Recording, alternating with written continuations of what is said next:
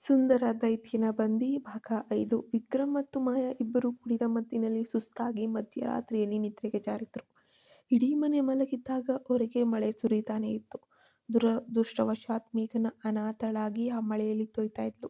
ಅವಳನ್ನ ರಕ್ಷಿಸೋಕೆ ಕೇಳೋಕೆ ಯಾರೂ ಇರಲಿಲ್ಲ. ನಿದ್ರೆಯಲ್ಲಿದ್ದ ಮಾಯಾ ಬಾಯಾರಿಕೆಯಿಂದ ಎಚ್ಚರಗೊಳ್ತಾಳೆ. ಸ್ವಲ್ಪ ನೀರು ಕುಡಿದ ನಂತರ ನೆಲದ ಮೇಲೆ ಬಿದ್ದಿದ್ದಂತಹ ತನ್ನ ಬಟ್ಟೆಗಳನ್ನ ಧರಿಸ್ಕೊಂಡು ಸ್ನಾನಗೃಹಕ್ಕೆ ಹೋಗಿ ಮುಖವನ್ನ ಕೂಡ ತೊಳ್ಕೊಂಡು ಬರ್ತಾಳೆ. ಮುಖಕ್ಕೆ ನೀರು ಬಿದ್ದೊಡನೆ ಅವಳ ನಶೆ ಅನ್ನೋದು ಸಂಪೂರ್ಣವಾಗಿ ಇಳಿದು ಹೋಯಿತು. ಹಾಸಿಗೆಯ ಮೇಲೆ ಮಲಗಿದ್ದ ವಿಕ್ರಮ್ನನ್ನ ಮತ್ತು ಅಲ್ಲಿನ ಸ್ಥಿತಿಯನ್ನು ನೋಡಿ, ನಾನು ಹೀಗೆ ವರ್ತಿಸಿದ್ದಾದರೂ ಯಾಕೆ, ಏನಾಯಿತು ಅಂತಾನೆ ತಿಳಿಯುತ್ತಿಲ್ಲ. ಇನ್ನು ಮುಂದೆ ಇಷ್ಟೊಂದು ಕುಡಿಯಬಾರದಪ್ಪ ಎಂದು ಯೋಚನೆ ಕೂಡ ಮಾಡ್ತಾಳೆ. ನಿನ್ನೆಯ ಅಮಲಿನಿಂದ ಅವಳ ತಲೆ ವಿಪರೀತವಾಗಿ ಭಯಂಕರವಾಗಿ ನೋಯ್ತಾ ಇತ್ತು. ಅಬ್ಬಾ, ಈ ತಲೆನೋವು ಹೆಚ್ಚಾಗ್ತಾನೆ ಇದೆ. ಏನು ಮಾಡಬೇಕು ಅಂತಾನೆ ಗೊತ್ತಾಗ್ತಾ ಇಲ್ಲ. ಮೇಘನಾಳಿಗೆ ಒಂದು ಕಾಫಿ ಕೊಡಲು ಹೇಳೋಣ ಎಂದು ಯೋಚಿಸುತ್ತಾ ಅವಳ ಕೋಣೆಗೆ ಹೋಗಿ ಬಾಗಿಲನ್ನು ಕೂಡ ತಟ್ತಾಳೆ. ಬಾಗಿಲನ್ನ ತಟ್ಟಿದ ತಕ್ಷಣ ಅದು ತೂಕೊಂಡು ಹೋಗಿ ತಂತಾನೆ ಓಪನ್ ಆಗುತ್ತೆ.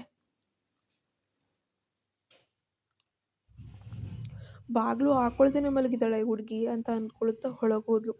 ಆದರೆ ಹಾಸಿಗೆ ಖಾಲಿಯಾಗಿತ್ತು. ಸ್ನಾನಗೃಹಕ್ಕೆ ಹೋಗಿರ್ಬೋದು ಅಂತ ಭಾವಿಸಿದ್ಲು. ಅಲ್ಲಿಯೂ ಅವಳು ಇರಲಿಲ್ಲ. ಮಾಯಾ ಇಡೀ ಕೋಣೆಯನ್ನು ಹುಡುಕಿದ್ಲು. ಎಲ್ಲಿಯೂ ಅವಳು ಕಾಣದಿದ್ದಾಗ ಭಯಭೀತಳಾಗಿ ವಿಕ್ರಮ್ನ ಕೋಣೆಗೆ ಓಡಿ ಹೋಗ್ತಾಳೆ. ವಿಕ್ರಮ್, ಎದ್ದೇಳು ವಿಕ್ರಮ್, ಎದ್ದೇಳು ವಿಕ್ರಮ್, ಮೇಘನ ಕೋಣೆಯಲ್ಲಿ ಇಲ್ಲ ಎಂದು ಕೂಗಿದ್ಲು. ವಿಕ್ರಮ್ ಎದ್ದು ಕುಳಿತು ಕಂಬಳಿಯನ್ನು ಹೊತ್ಕೊಂಡು, ಅದಕ್ಕೆ ಯಾಕೆ ಅಷ್ಟು ಗಾಬರಿ ಆಗ್ತಿದೀಯಾ ಎಂದು ಕೇಳಿದನು. ಏನು, ಅಯ್ಯೋ, ಈ ಮಳೆಯಲ್ಲಿ ಅವಳು ಎಲ್ಲಿ ಹೋಗಿರ್ಬೋದು, ಏನು ಮಾಡಿರ್ತಾಳೆ ಅಂತಾನೆ ಗೊತ್ತಾಗ್ತದೆ ನನಗೆ ಎಂದು ಮಾಯಾ ಆತಂಕದಿಂದ ಕೇಳಿದ್ಲು. ಏನು, ಮಳೆ ಬರ್ತಾ ಇದೆಯೇ ಎಂದು ಮೊದಲು ಗಾಬರಿಯಾದವನು ಕೂಡಲೇ ಶಾಂತವಾಗಿ, ಮಳೆ ಬರ್ತಿದ್ರೆ ಬರಲಿ ಬಿಡು, ಅವಳು ಅಲ್ಲೇ ಇರಲಿ, ಯಾಕಲಾದರೂ ಅವಳ ಅಹಂಕಾರ ಕಡಿಮೆ ಆಗಬಹುದು, ಅವಳನ್ನು ನಾನು ಟೆರೆಸ್ ಮೇಲೆ ಇರಲು ಹೇಳಿದ್ದೇನೆ ಅಂತ ಹೇಳ್ತಾನೆ. ಹೇ, ನೀನು ಏನು ಮಾತಾಡ್ತಿದ್ಯಾ, ಏನು ಹೇಳ್ತಾ ಇದೆಯಾ ಎಂದು ನಿನಗಾದರೂ ಅರ್ಥವಾಗ್ತಿದೆಯಾ, ಕುಡಿದಿರೋದು ನಾನಾ ನೀನಾ ಎಂದು ಮಾಯಾ ಕೇಳಿದ್ಲು. ಆಗ ವಿಕ್ರಮ್ ಇಂದಿನ ದಿನ ನಡೆದಿದ್ದೆಲ್ಲವನ್ನ ಕೂಡ ವಿವರಿಸ್ತಾನೆ. ಅದನ್ನು ಕೇಳಿ ಮಾಯಾ ಕೂಡ ಒಂದು ಕ್ಷಣ ಆಘಾತಕ್ಕೆ ಒಳಗಾಗ್ತಾಳೆ. ಒಂದು ಕ್ಷಣವೂ ಯೋಚಿಸದೆ ಅವಳು ವಿಕ್ರಮ್ನ ಕೆನ್ನೆಗೆ ಪಟಾರ್ನೆ ಬಾರಿಸ್ಬಿಡ್ತಾಳೆ. ಅಯ್ಯೋ ವಿಕ್ರಮ್, ನೀನು ಇಷ್ಟು ಕ್ರೂರವಾಗಿ ವರ್ತಿಸ್ತೀಯ ಅಂತ ನಾನು ಊಹೆ ಕೂಡ ಮಾಡಿರಲಿಲ್ವಲ್ಲ ವಿಕ್ರಮ್. ಒಬ್ಬ ಹುಡುಗಿಯ ಮೇಲೆ ಇಂತಹ ಹಿಂಸೆ ತೋರಲು ನಿನಗೆ ಹೇಗೆ ಸಾಧ್ಯವಾಯಿತು, ನಿನಗೆ ಅಧಿಕಾರವನ್ನು ಕೊಟ್ಟವರು ಯಾರು ಅಂತ ಕೂಗಿದ್ಲು. ಅವಳು ಬೆಳಗ್ಗೆಯಿಂದ ಈ ಬಿಸಿಲಿನಲ್ಲಿ ಮಳೆಯಲ್ಲಿ ಅಲ್ಲೇ ಇದ್ದಾಳ, ಅವಳಿಗೆ ಏನಾದರೂ ಆದರೆ ಗತಿ ಏನು, ಅದಕ್ಕೆ ನೀನೇ ಹೊಣೆಯಾಗ್ತೀಯಾ ಎಂದು ಕಿರಿಚಿದ್ಲು.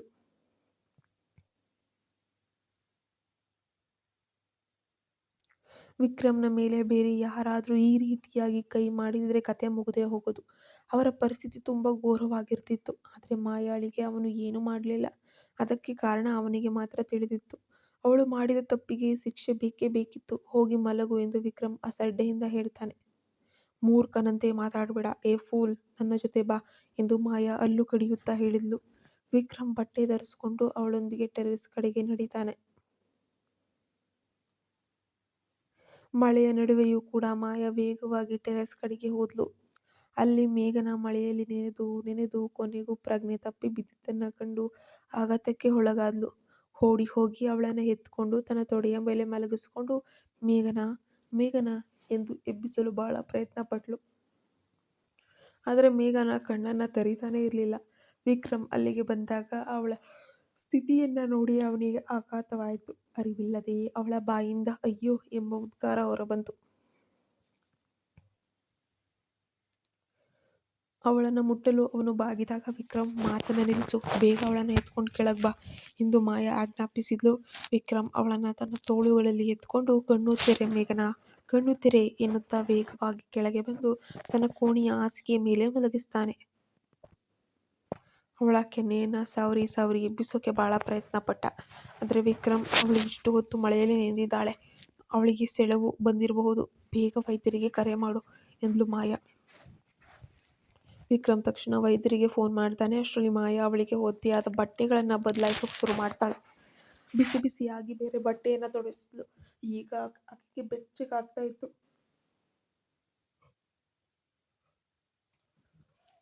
ವೈದ್ಯರು ಬರುವ ಹೊತ್ತಿಗೆ ವಿಕ್ರಮ್ ಆತಂಕದಿಂದ ಹೈರಾಣಾಗಿದ್ದ. ಮೇಘನಾಳನ್ನ ಪರೀಕ್ಷಿಸಿದ ವೈದ್ಯರು ಇವಳ ಸ್ಥಿತಿ ಬಹಳ ಗಂಭೀರವಾಗಿದೆ, ಕೂಡಲೇ ಆಸ್ಪತ್ರೆಗೆ ಕರೆದೊಯ್ಯಬೇಕು ಎಂದಾಗ ವಿಕ್ರಮ್ನ ಎದೆಬಡಿತ ಹೆಚ್ಚಾಯಿತು.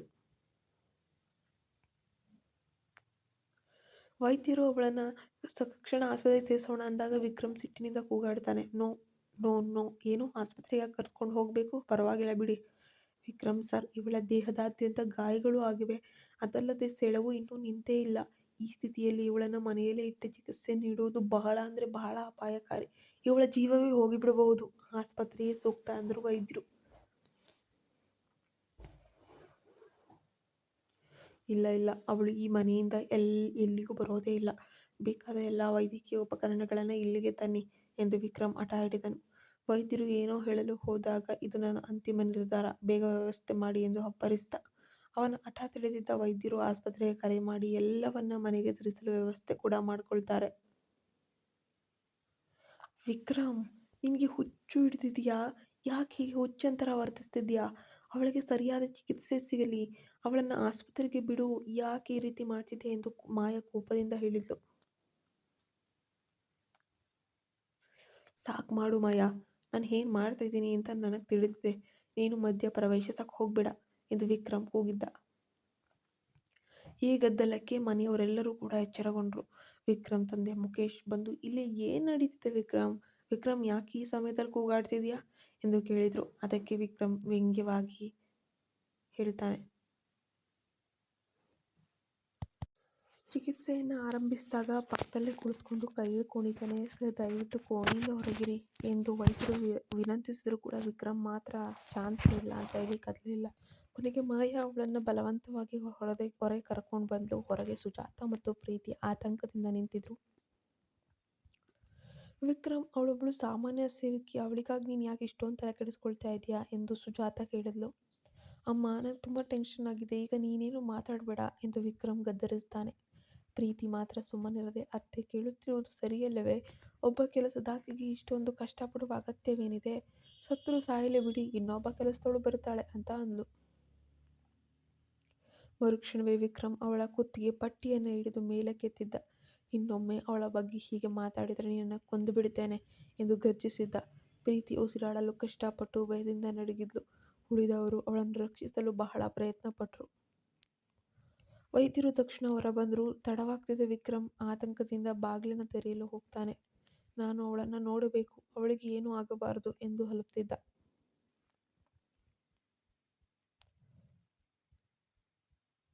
ಇಷ್ಟೆಲ್ಲ ಕಾಳಜಿ ಅವಳಿಗೆ ಹಿಂಸೆ ಕೊಡುವ ಮೊದಲೇ ಇರಬೇಕಿತ್ತು ವಿಕ್ರಮ್. ಈಗ ಅವಳು ಈ ಸ್ಥಿತಿಯಲ್ಲಿದ್ದರೆ ಅದಕ್ಕೆ ನೀನೇ ಕಾರಣ. ಅವಳಿಗೆ ಏನಾದರೂ ಆದರೆ ನಾನು ಸುಮ್ಮನಿರುವುದಿಲ್ಲ ಎಂದು ಮಾಯಾ ಕೂಡ ಎಚ್ಚರಿಸಿದ್ಲು. ಅಷ್ಟರಲ್ಲಿ ವೈದ್ಯರು ಹೊರಬಂದರು. ಮಾಯಾ ಓಡ್ ಹೋಗಿ ಡಾಕ್ಟರ್ ಮೇಘನಾ ಹೇಗಿದ್ದಾಳೆ ಎಂದು ಕೇಳಿದ್ಲು. ಡಾಕ್ಟರ್ ಹೇಳಿದ ಮಾತು ಕೇಳಿ ಎಲ್ಲರೂ ಕೂಡ ಆಘಾತವಾಗಿ ಸ್ತಬ್ಧರಾಗಿ ಬಿಟ್ರು. ವಿಕ್ರಮ್ನ ಎದೆ ಬಡಿತವೇ ಒಂದು ಕ್ಷಣ ನಿಂತು ಹೋದಂಗಾಯಿತು. ವೈದ್ಯರ ಮಾತು ಕೇಳಿ ಹೃದಯ ನಡುಗಿತ್ತು. ಏನಾಯ್ತು ಏನಾಯ್ತು ಡಾಕ್ಟರ್, ದಯವಿಟ್ಟು ಹೇಳ್ಬಿಡಿ ಎಂದು ಆತಂಕದಿಂದ ಕೇಳ್ತಾ ಇದ್ದಾನೆ. ಹೌದು ಸರ್, ಸೆಳವು ಬಂದಿದ್ರಿಂದ ಅವಳು ಪ್ರಜ್ಞೆ ತಪ್ಪಿದ್ದಾಳೆ. ಅದು ತೀರ ಗಂಭೀರವಾಗಿ ದೇಹದಾದ್ಯಂತ ಆವರಿಸಿ ಗಂಭೀರ ಗಾಯಗಳು ಕೂಡ ಆಗ್ಬಿಟ್ಟಿವೆ. ಅವಳ ಸ್ಥಿತಿ ತುಂಬ ಹದಗೆಟ್ಟಿದೆ. ಇದೆಲ್ಲದರ ಪರಿಣಾಮವಾಗಿ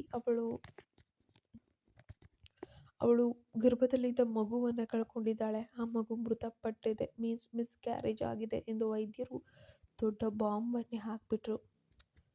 ಯಾವ ಮಗು? ಎಲ್ಲರೂ ದಂಗಾದ್ರು. ವಿಕ್ರಮ್ನ ಒಳಗೆ ಏನೋ ಚೂರಾದಂತೆ ಭಾಸವಾಯಿತು. ಆದರೆ ಅವನಿಗೆ ಈಗಲೂ ಮೇಘನಾಳ ಪ್ರಾಣವೇ ಮುಖ್ಯವಾಗಿತ್ತು. ಮೇಘನಾ, ಅವಳಿಗೇನು ಅಪಾಯವಿಲ್ಲ ಅಷ್ಟೇ ಅಲ್ವೇ ಅಂತ ಕೇಳ್ತಾ ಇದ್ದಾನೆ. ಸದ್ಯಕ್ಕೆ ಅವಳಿಗೆ ಪ್ರಾಣಾಪಾಯವೇನೂ ಇಲ್ಲ ಸರ್, ರಕ್ತಸ್ರಾವ ನಿಲ್ಲಿಸಲು ಬಹಳ ಪ್ರಯತ್ನಿಸ್ತಿದ್ದೇವೆ, ಆದರೆ ಮಗುವನ್ನು ಉಳಿಸೋಕೆ ನಮ್ಮಿಂದ ಸಾಧ್ಯವೇ ಆಗಲಿಲ್ಲ.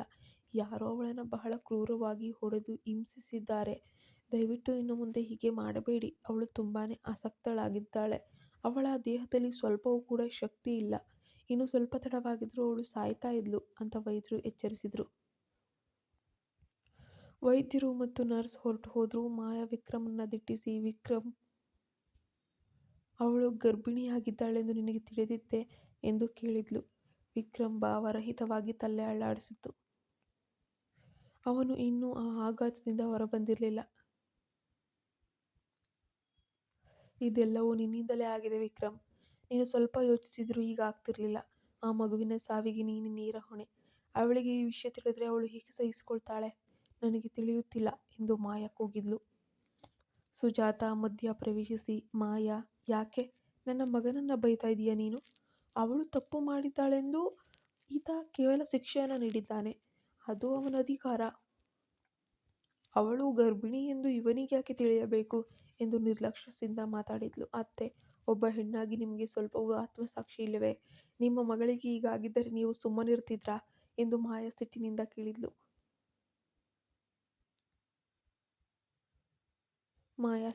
ಕೇಳಿದ್ಲು. ಅಷ್ಟರಲ್ಲಿ ಪ್ರೀತಿ, ಇವಳೊಬ್ಬಳು ಕೆಲಸದಾಕೆ, ಕಳ್ಳಿ, ಹಣಕ್ಕಾಗಿ ಯಾರ ಜೊತೆ ಮಲಗಿ ಬಂದಿರಬಹುದು. ಈ ಮಗು ಯಾರದೋ ಏನೋ ಎಂದು ಹಗುರವಾಗಿ ಮಾತಾಡಿದ್ಲು. ಮರುಕ್ಷಣವೇ ಲಾಯ ಅವಳ ಕೆನ್ನೆಗೆ ಬಲವಾಗಿ ಬಾರಿಸಿದ್ಲು. ವಿಕ್ರಮ್ ಯಾವುದನ್ನ ಕೇಳಿಸಿಕೊಳ್ಳುವ ಸ್ಥಿತಿಯಲ್ಲಿರಲಿಲ್ಲ. ಅವನು ಮೌನವಾಗಿ ಮೇಘನಾ ಮಲಗಿದ್ದ ಕೋಣೆಗೆ ಹೋಗ್ತಾನೆ. ಮಾಯಾ ಕೂಡ ಕೋಣೆಗೆ ಬಂದು ಮೇಘನಾಳ ಕೈಯನ್ನ ಹಿಡಿದು ಮುದ್ದಿಸಿದ್ಲು. ಪಾಪ, ಈ ಮೇಘನಾ ಜೀವನದಲ್ಲಿ ಯಾಕೆ ಇಷ್ಟೊಂದು ಕಷ್ಟಗಳು ಬರ್ತಾ ಇದೆಯೋ ಏನೋ ತಿಳಿತಾನೇ ಇಲ್ಲ. ಬೆಳಗ್ಗೆ ಎದ್ದ ನಂತರ ಈ ಸುದ್ದಿಯನ್ನ ಅವಳಿಗೆ ಹೇಗೆ ತಿಳಿಸ್ಲಿ ಎಂದು ಮಾಯಾ ಕಣ್ಣೀರನ್ನ ಹಾಕಿದ್ಲು. ವಿಕ್ರಮ್ ಏನು ಮಾತಾಡದೆ ಮಲಗಿದ್ದ ಮೇಘನಾಳನ್ನ ದಿಟ್ಟಿಸಿ ನೋಡ್ತಾ ಇದ್ದ. ಆ ಮಗು ಯಾರಿರಬಹುದು ಎಂಬ ಪ್ರಶ್ನೆ ಅವನನ್ನು ಕಾಡಲಿಲ್ಲ. ಅವನಿಗೆ ಅವಳ ಮೇಲಿನ ಕಾಳಜಿ ಮಾತ್ರ ಹೆಚ್ಚಾಗಿ ಕಾಣ್ತಾ ಇತ್ತು. ಆದರೆ ನಾಳೆ ಹೇಳಲಿರುವ ವಿಷಯ ವಿಕ್ರಮ್ ಮತ್ತು ಮೇಘನಾ ಇಬ್ಬರ ಜೀವನವನ್ನು ಬದಲಿಸಿದೆ. ಅದು ಯಾವ ಹೆಂಡತಿಯೂ ತನ್ನ ಗಂಡನಿಗೆ ಹೇಳಿದ ಮಾತು. ದಯವಿಟ್ಟು ನಮ್ಮ ಚಾನಲ್ಗೆ ಸಬ್ಸ್ಕ್ರೈಬ್ ಆಗಿ. ಮೆಂಬರ್ಸ್ ಎಲ್ಲರಿಗೂ ಕೂಡ 4 ಭಾಗದ ಕಥೆಗಳು ಇವತ್ತೇ ಅಪ್ಲೋಡ್ ಆಗಿದೆ. ದಯವಿಟ್ಟು ಮೆಂಬರ್ಶಿಪ್ ತೊಗೊಂಡ್ರು ಎಲ್ಲರೂ ಕೂಡ ಚೆಕ್ಔಟ್ ಮಾಡ್ಕೊಳ್ಳಿ. ನೋಟಿಫಿಕೇಶನ್ ಆನ್ ಮಾಡಿ ಇಟ್ಕೊಳ್ಳಿ. ಸಬ್ಸ್ಕ್ರೈಬ್ ಮಾಡ್ಕೊಂಡಿರಿ.